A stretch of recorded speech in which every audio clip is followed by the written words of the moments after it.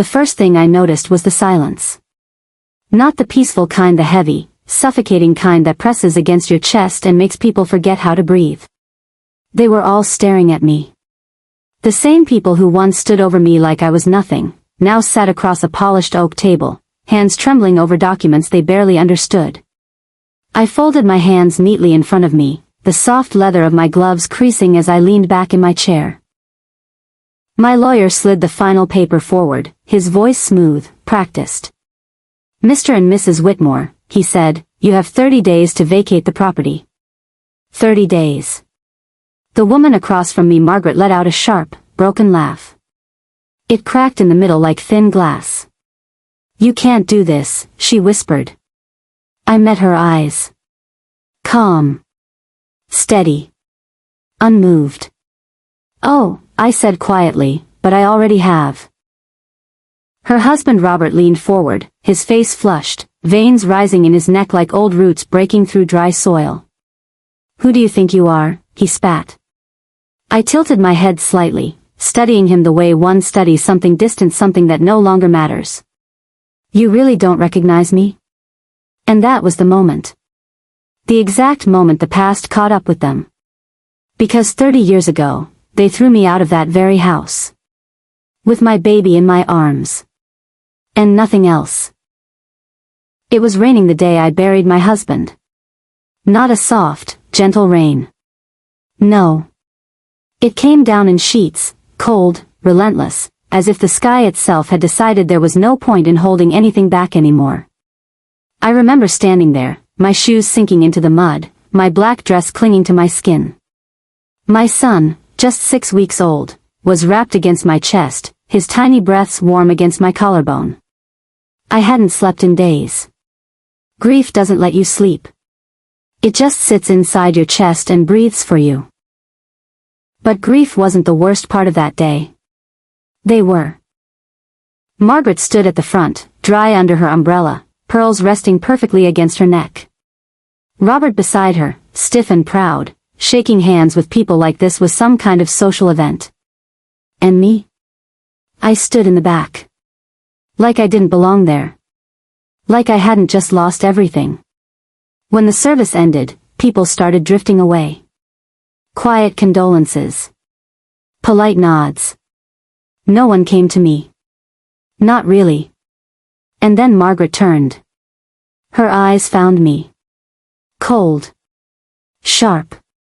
Calculating. She walked toward me slowly, her heels sinking slightly into the wet ground, but she didn't falter. Not once. "I think it's time we talk," she said. No softness. No sympathy. Just business. I shifted my son in my arms. "About what?" Her lips tightened. "About your situation." My situation. As if my husband hadn't just been lowered into the ground behind us. Robert stepped in then, his voice louder, meant to carry. "We've been patient," he said. "But this has gone on long enough." I felt something cold settle in my stomach. "I don't understand," I said quietly. Margaret let out a small, humorless laugh. "Oh, I think you do." She looked pointedly at the baby in my arms. "That child," she said, "does not make you family." The words hit harder than the rain. "I'm his wife," I said. "You were," she corrected. The air shifted. People nearby slowed down. Listening.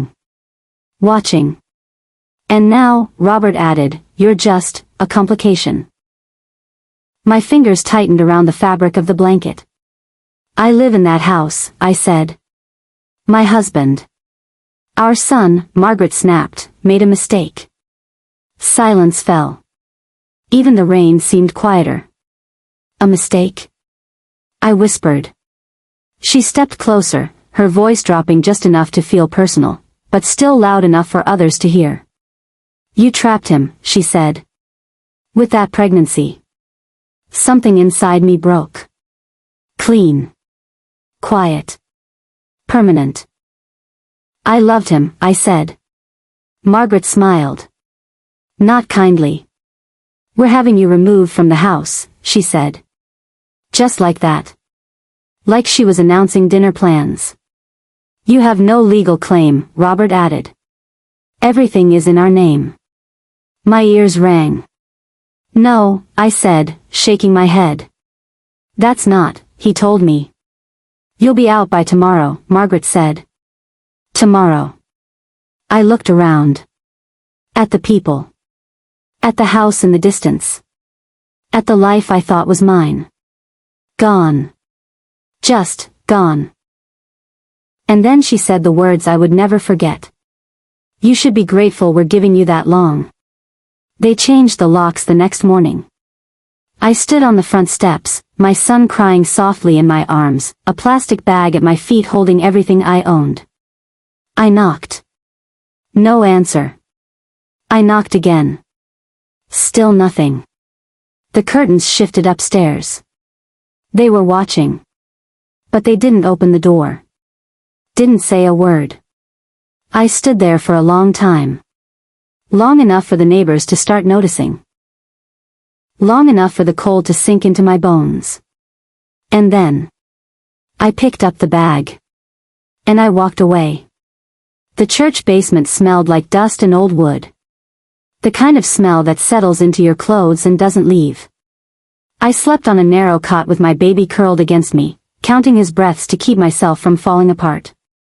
Days blurred together. Hunger became normal. Exhaustion became permanent. And then, she found me. Her name was Evelyn. She didn't ask questions at first. She just handed me a warm bowl of soup and said, "Eat." Her voice was soft, but firm. Like she had already decided I mattered. And that was enough. She worked as the church secretary, quiet, unnoticed by most, but she saw everything.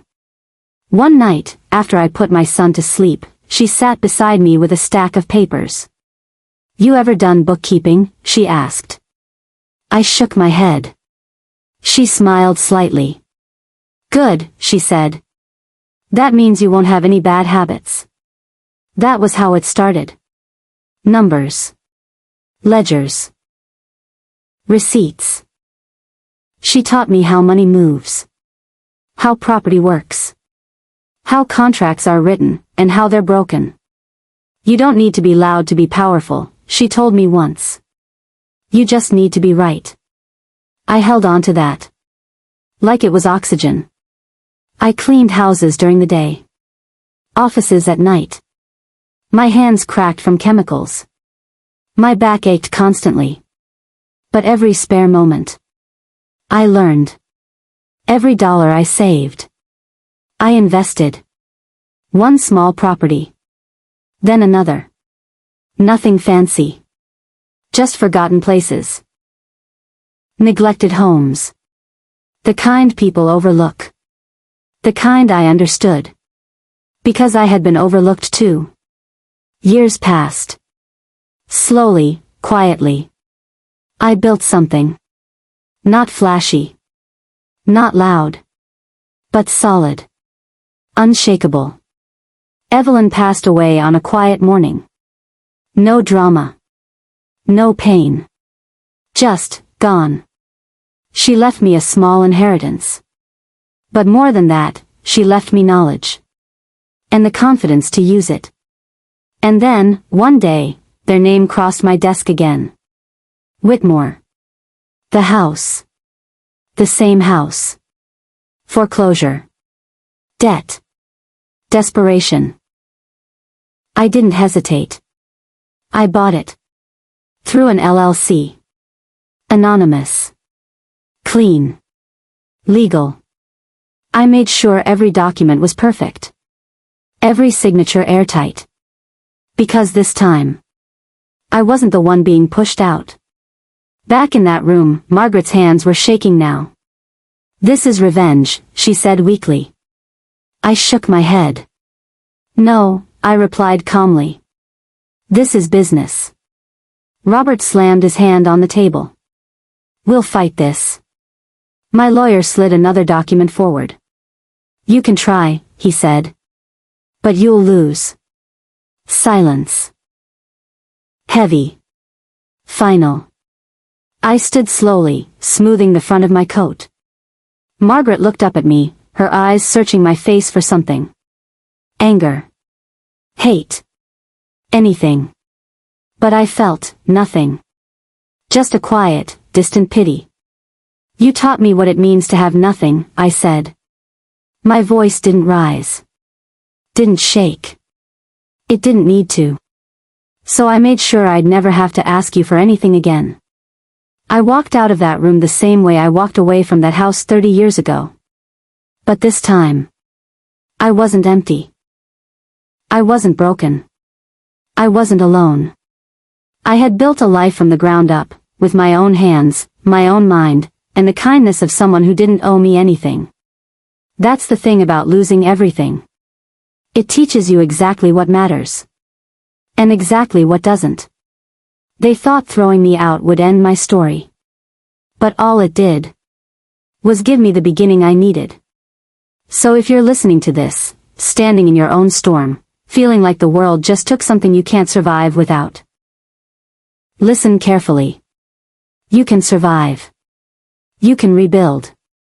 And one day, you won't need closure. You won't need revenge. Because you'll be too busy living a life they could never take from you. My name is not important. But my story is. And now, it's yours too.